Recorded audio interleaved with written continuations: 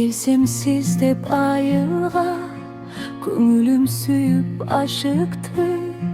Keremet eken o jigit, sürölü doğrun jaştıktın. Kara jol boylop kelatsam, sağыныç toldu jürökкө.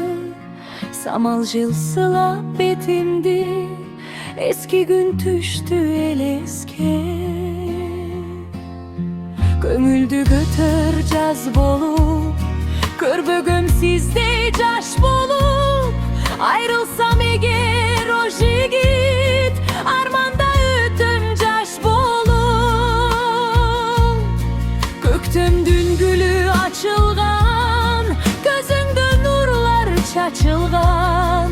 Oşol bir taza münüttür, taqdırga bekim жазылган.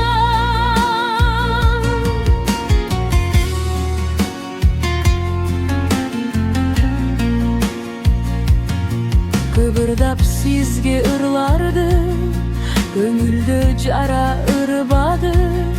Жашоодо hiçbir өчпөгөн, жүрөктү жалын чырмады. Түндөрдө ойго чөмүлүп, тагдырды сурап сыздаймын. Жаштыкты кайра бер дешем, үмүттү кайра издедим. Айылдын таңкы туманы, аппактай болуп жайылган. Ошол bir таза сезимдер, жүрөктө түбөлүк сайылган.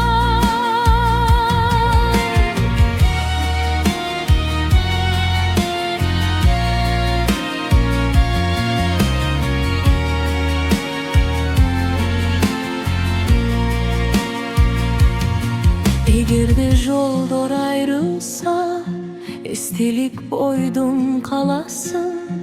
Eskir сымал өмүрдө, жан дүйнөмдө жаңырасың. Кайрылып келер күн барбы, кыялдан сурап коёмун. Сиз деген эек атыңыз, жүрөгүмдө улуу мурасың.